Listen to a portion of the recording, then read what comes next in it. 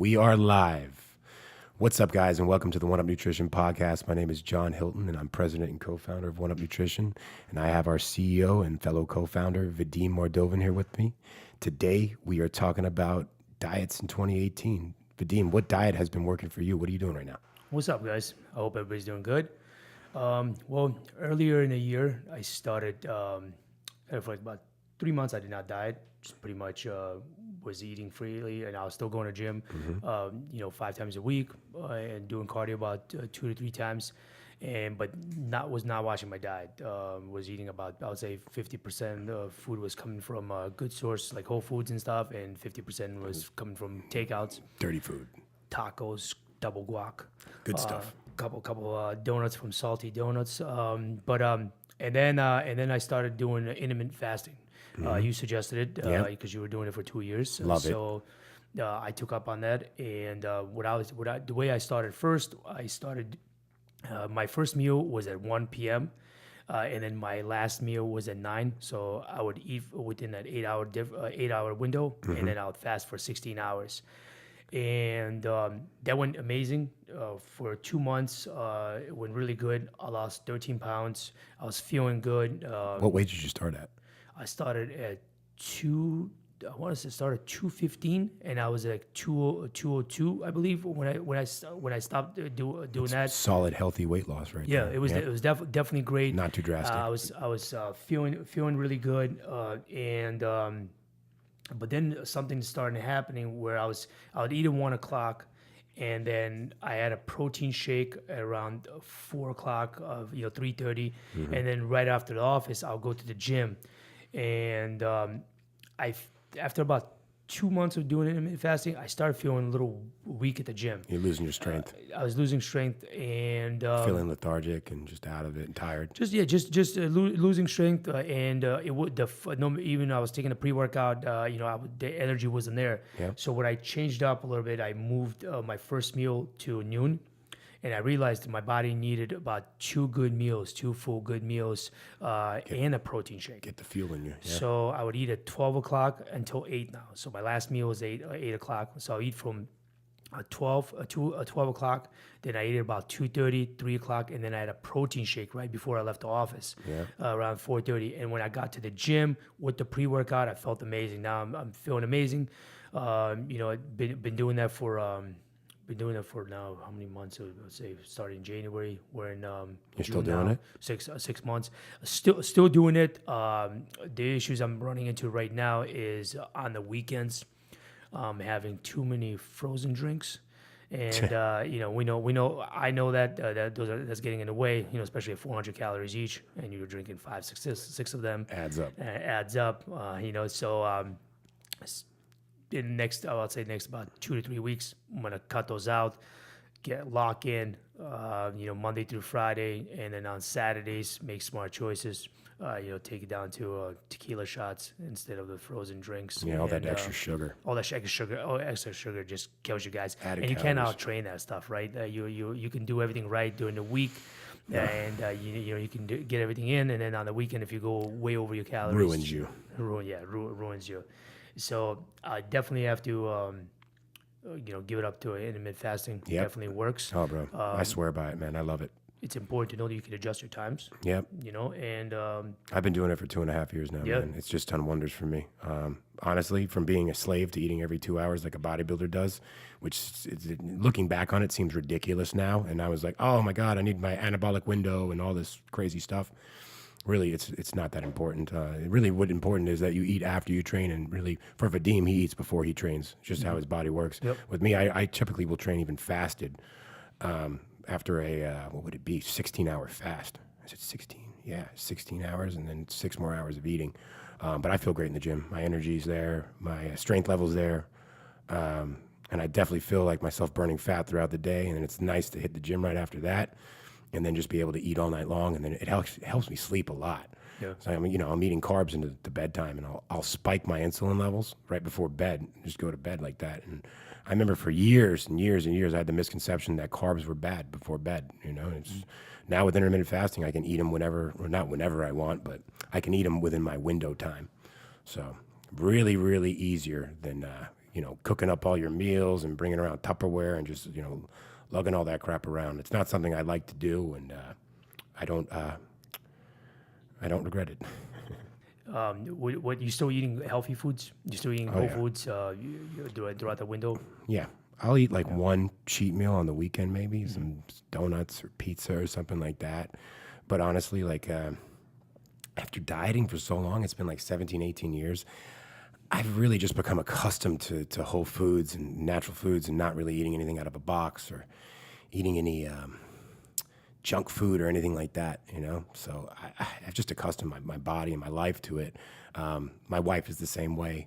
She was a competitor also. I coached her in bikini and everything like that.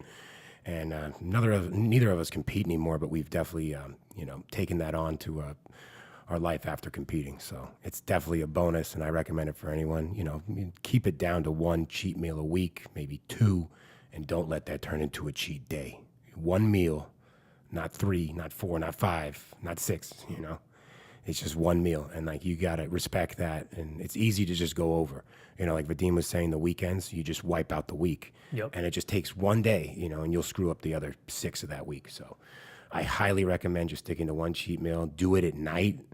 Don't do it in the morning because then it's easier to just keep adding to it and turning it into multiple meals. So, I would do it at night. Do it at home sometimes because What is your favorite cheat meal? my favorite cheat meal is probably salty donut here in Miami. All of us, everyone in the office loves it, But I'll order that Uber Eats. I'll have it at home, right? Sometimes I'll go out to a restaurant. I binge out. I go crazy, right? And I'll be driving home, and I'll see those yellow arches, man. And I just want to, I can't help myself. I got to pull over. But I know it's not good for me, And it's like, but I'm like, oh, I'm having a cheat meal. This is just added on top. It's multiple meals, guys. Stick to one. 2 is going to ruin you. 6 or 7 is really just going to set you back. So, highly recommend that. Yeah, that's what I was saying. Like once I get back, locked back into it, the way I used to think back in the days, I'm like, listen, you're putting in all this hard work, you can ruin like all your hard work throughout the week within having a one cheat day throughout the weekend and stuff. So I used to just psych myself up and like, listen, don't do this to yourself. All your hard work, all the cardio you did, all the hard work you put in throughout the week can be wiped out or with this one cheat day, and you're putting all this stuff into your body. So that helped me to stay on track. So, I think saving money and dieting are like the 2 hardest things to do because you just want to ball out and just eat whatever you want. It's human nature just to do those things. So the more disciplined you are, the better your results will be. That is 100%. And Vadim, did you ever try the keto diet? That's really popular now. I've never tried a keto diet, and honestly, I would never want to because I love carbs. Yep. It'd just be impossible for me to, knowing myself personally, It's it would not just be sustainable. impossible for me to even not eat any carbs. Yep. I don't think it's sustainable, Yeah, and for you to stay in ketosis, I think for most people, it's an average. It takes a week with no carbs to get into the ketosis state. And ketosis is when you're burning your body's fat as energy. And only that, you have no blood sugar. You have no, the blood sugar comes from your fat, but you have no external like carbohydrate or sugar sources. You're just eating fats and proteins. So your body is forced to use its own fat as fuel, and then you're burning off your body fat. But you feel like crap because your energy is not great because you don't have any carbohydrates in you. And you go flat too. And guys like us that have a good amount of muscle mass, we know that when we're eating carbs and sugars, that glycogen is then stored within our muscles, and then it's released actually when we're training for energy. So you go flat, and then you lose your energy. And for me, if I'm going to the gym, I want a crazy pump. I want to look good. I want to feel good. And I want to push some heavy weights. I don't want to go in there and feel crappy or anything like that. So I stay clear of keto diets. I never really put any clients on it, ever, because I just knew it wasn't sustainable for them. Like you said. You can't, how you going to go a week without eating carbs? And then once you do it, you ruin the diet. I'm not a fan of it. What do you think, if it fit your macros? I tried it. It didn't work for me. I wasn't, it was a lot of counting, a lot of counting. It's easy to make mistakes. Yeah, it was easy, and it was too much. And then with me, like, once just say, you can have a slice of pizza and it fits into your macros. Yep. And then my taste buds will get all messed up, and Yeah, I you taste start that going crazy. salt, Yeah, and I taste yeah. that cheese, and then like, oh Yep. well, if I can grab something else, and for me it always worked well if I was just eating, I was staying away from that kind of food. I was locked in. My mind was not playing, the taste buds were not going crazy, and it was like basically like toying with me, giving me like to taste Yeah. it, and then you can't have more. Here's a quarter slice of pizza with your protein shake. Yeah. Don't eat more pizza. No. Yeah. Just 3 bites, It's crazy. Yeah. Yeah, I did the same thing. I was eating like half a burrito, saving the other half for the next day, punching it all into my MyFitnessPal and the iPhone and stuff like that. And I was just going crazy with it to an extent. And then I was going over my calories and then way under my macros, So you're eating a piece of pizza with tons of fat and no protein in it, and you're getting all your fats and carbs from the pizza, and then where's your protein going to come from? You don't have any calories left to eat your proteins. So Yep. You ever tried carb cycling. Yeah, I love carb cycling, especially as a bodybuilder. I loved it. Bulking or cutting, you can use it either way, which I thought was great, So really, like, I would bulk and transition into cutting. I would have a high day while bulking and a low day while bulking, and that low day kind of became my high day while cutting, and then I'd have a really low day that had really low carbs and lower calories and stuff like that. I would then implement. So you're really just, I had basically 3 days there. I started cycling from heavy bulk day, heavy carb day, medium day, and then very light, low calorie carb day. And it's just nice because you can, kind of bounce around depending upon your goals and stuff like that, And I liked having the refeed days, those big carb days and stuff like that. Granted, when I did it, I had 1 cheat meal a week on that high carb day, and that helped me a lot, And I didn't overeat on that high carb day because I didn't overeat the cheat meal because I had excess carbs on that day too. So I enjoyed the cheat meal, and then I knew for the rest of the day I had a little bit more carbs, a little bit more food than my lower days. So I love carb cycling, man. It's excellent. Yeah. Yeah, carb cycling, I loved it. It worked great for me to get shredded. But then after, say, 10 to 12 weeks, it would become too much. Low carb days really suck, and so I would stop and go back to conventional dieting, just eating healthy, making sure my macros are on point, and I even for longest period of time I would only eat 3 carbs with 3 of my meals, the breakfast, and then right before, before training, 2 hours before training, and then post workout. Those are the only times that I would calculate my and have my carbs only around those times. Yeah. That's when you need them the most. Spike insulin and, Yeah, Yep. and that worked really great. But carb cycling for results for fat loss works amazing. Yep. And now we have intermittent energy restriction for weight loss, which is like carb cycling, but intermittent fasting. So depending on what day you're on, you're eating less calories than the day before, which again, I haven't tried this yet. We're really just starting to hear about this new style of dieting, but it makes sense to me because you're going to get a refeed day. Granted, it's not based around carbohydrates, or based around your calories, but we know calories in, calories out really is what makes you lose or gain weight, But something I haven't tried, I'm interested in. I'm typically eating the same amount of calories every day, but with this, I might bring it down really hard one day, bring it above what I normally do the next day, and it's cool just to play with to see how your physique responds, because who knows how you'd respond. So honestly. they cut it up in divided into 4 days approximately. Low calorie day, then a little more. Yeah. Then medium. Yeah. Then high calorie day. Yep. Or you could do it by week or day or whatever. It's all depending on like what suits your goals and your needs. You guys got to remember, it's very, very important to align your nutrition and training with your goals. You can't be eating like a bodybuilder when you're a chick and you're not trying to be 300 pounds. It doesn't make any sense. So your diet should be customized towards you, and your training should be customized towards you and your goals. You shouldn't be doing someone else's diet or someone else's training program. It just doesn't make sense.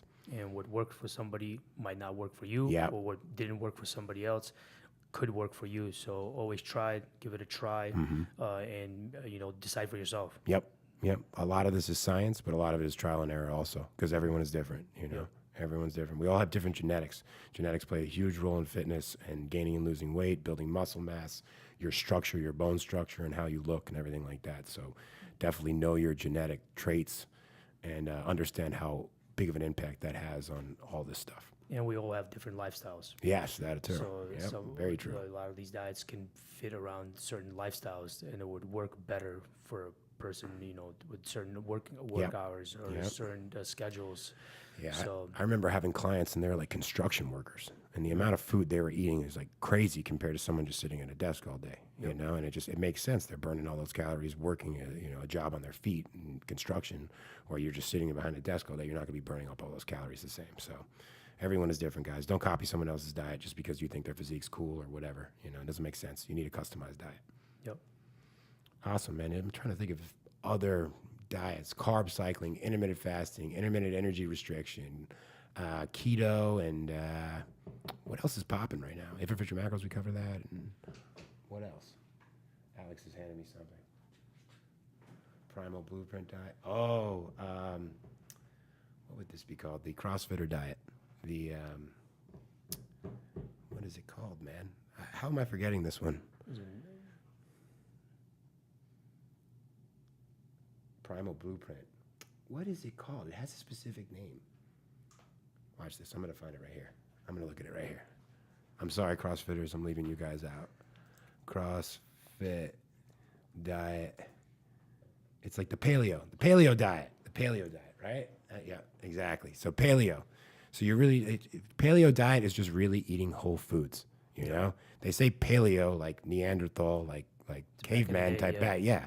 But I think that style of dieting really should be incorporated to all diets, because we really shouldn't be choosing foods out of a box or things with a lot of preservatives and stuff like that for our main fuel sources, because you're running on something that's man-made that really wasn't intended for you to run on, and it's not always the best fuel sources and stuff like that, and they're not always the best macros. That brings us back to If It Fit Your Macros. That's why it doesn't really work that well, because the foods that you're taking from these boxes and stuff have high sodium, high carbohydrates, very low protein. Like, they're not the most nutritious things for you. Yep. So that's why the paleo diet works. I'm definitely a believer in that. It makes certain sense. I definitely do. I think it should be incorporated into everything.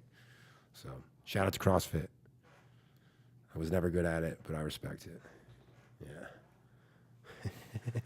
I never tried it. You never tried it? No. Oh, Because man. I just 14 years ago, I injured my back really bad, and That kind of high intensity. the L3 and the L4 completely, shot. Yep. Herniated discs, sciatica nerve, leg would go numb, and then my left shoulder too. It only goes up to a certain point, and then I had a torn meniscus in my left knee, and I had a surgery. So, and that didn't heal right. So when I run or any high impact, Yeah. my my knee still fills up with water. So, I have limitations, and CrossFit was just not something I want to try, and then not be able to go to gym at all. I actually went to become CrossFit certified, and I'll tell you, I failed my certification. I just didn't agree with a lot of those movements.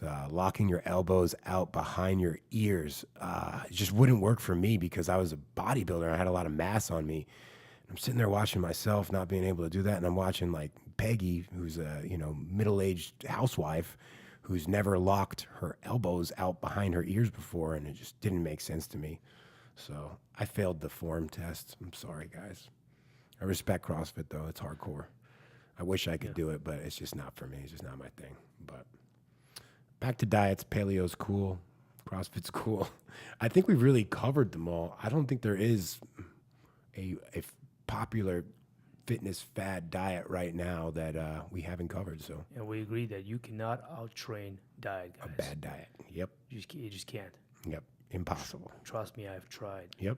Yep. You can even lose weight without even training, just dieting correctly. Yep. Just burning excess calories off. Being in a caloric deficit. So awesome, guys. Vadim, you think that's good? Yep, that's good. That's perfect. I think we talked about a lot about different type of diets, gives people insight as what's out there and what worked for us. Yeah. Maybe they can go out, they can look into it and try it. Yeah. Again, guys, if you don't try it, you don't know. And if it didn't work for somebody else, doesn't mean it's not going to work for you. Yeah. If it worked for you, doesn't mean it's going to work for somebody else. And if you guys want to leave a comment below talking about what kind of diet you do, start a little discussion.